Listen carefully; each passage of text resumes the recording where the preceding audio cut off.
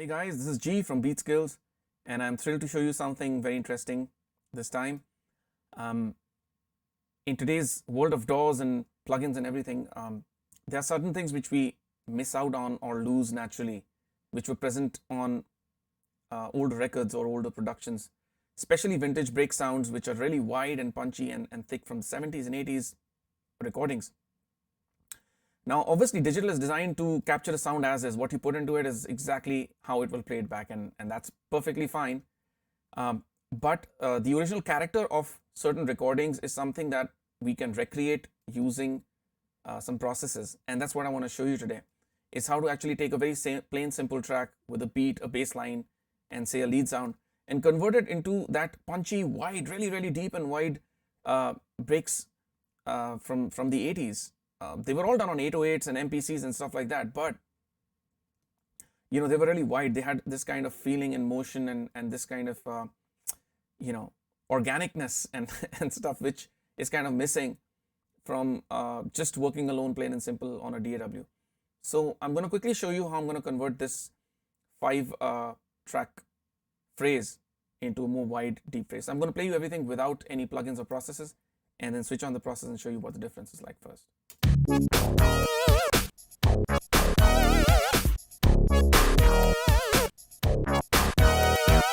So we've got 3 drum tracks on top.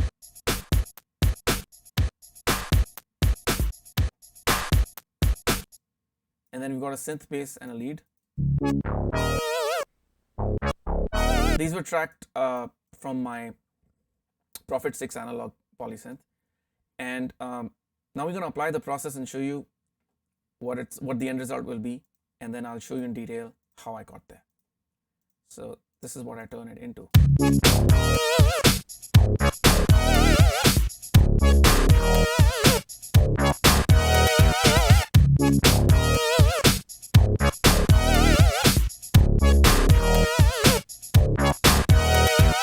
So I'm just using 2 plugins, to be honest with you, just the plugin called That Thing and a plugin called Bounce. These are the 2 plugins I'm using to demonstrate how I converted this plain track into this vintage sounding wide break.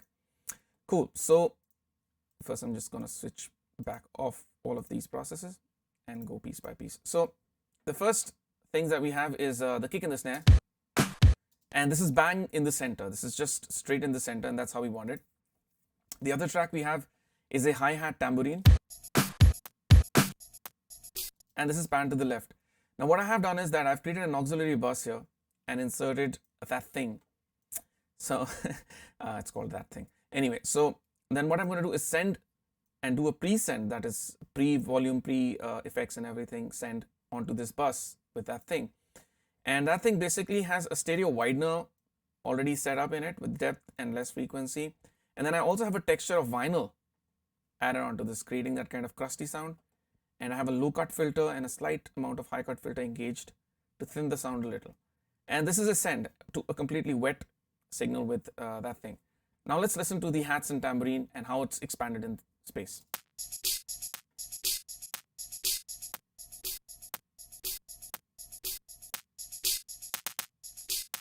And I can hear a nice kind of 3D image, which is totally mono compatible.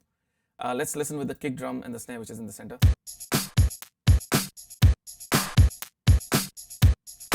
So this already makes the entire track more interesting. And another element we have in the drums is an 808 snare and kick.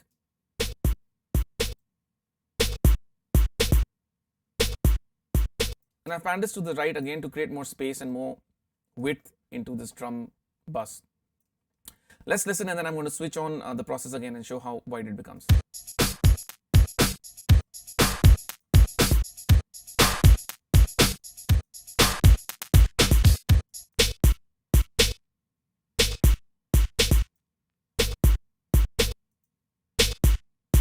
See how beautiful it's made the sound. It's made it very 3D, and now it's coming from both speakers, although it is panned right, but it's giving you a feeling of the whole sound actually being mic'd or being somewhere in a room where everything was naturally mic'd, and that's how you got this beautiful stereo image. Now with electronic instruments, of course, you don't really mic them, you plug them into a console. But the console has crosstalk, and then Tape Machine has its own kind of crosstalk and process, which makes the entire sound really wide. So in today's date, when we work with the DAW, we have to actually create or recreate this process and not forget about the width of the track and the punch of the track while working.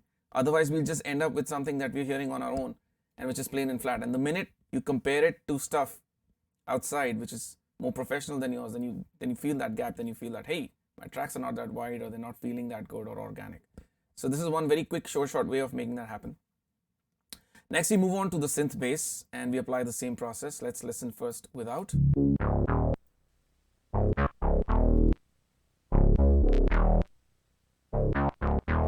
Cool. And then we've got the lead sound.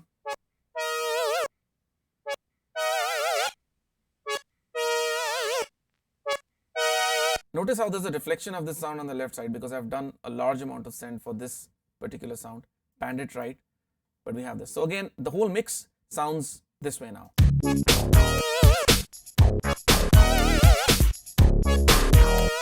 Let's listen without that thing.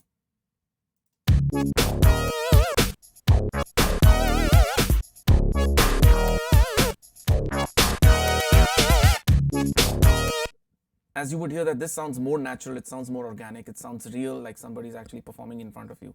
It's got that kind of width and depth. Last but not the least, I'm going to use a bit of bus compression and EQ using Bounce. I've already released some videos regarding this plugin and what amazing things this bus compressor can do. Anywhere from vintage sounds to modern sounds, and full control over your frequency range, feeding back into the sidechain. So in this case, I've already tweaked this compressor to sound very punchy. Let's listen to what it can do for us.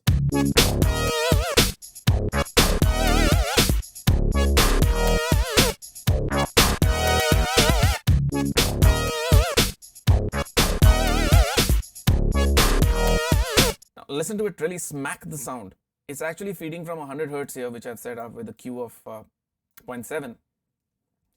And it's a full wet mix. And the hardest ratio we can hit with this compressor to give it that punch. We have a little bit of attack to let the kick drum come in and let the low end come in. But the low end is now compressing the entire mix.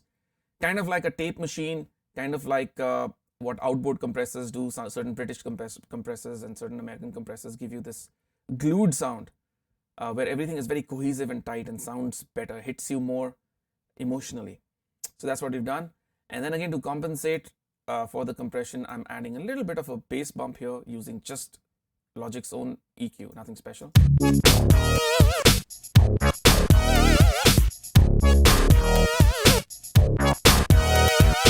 Let's listen without the bus compression in EQ.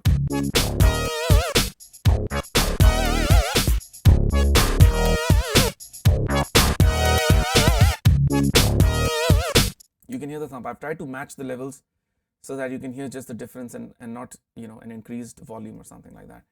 So as you've seen, this is an awesome process to make your tracks sound like vintage breaks of records and stuff like that, and make them really wide, organic, thick, punchy, just using two plugins. There's nothing else I use. It's all in front of you. And I really request you to go to our site Beatskillz, download these two plugins, check them out for yourself, put them onto your music, and see the kind of difference it can really bring to your production, to your mix. Thanks again for taking out time. Please leave us some comments below so we can answer any questions that you might have right from this video. And please do like and share and subscribe to us for more amazing, cool things that we can show you in music technology and production. Thanks again for watching. This is G signing out. Ciao.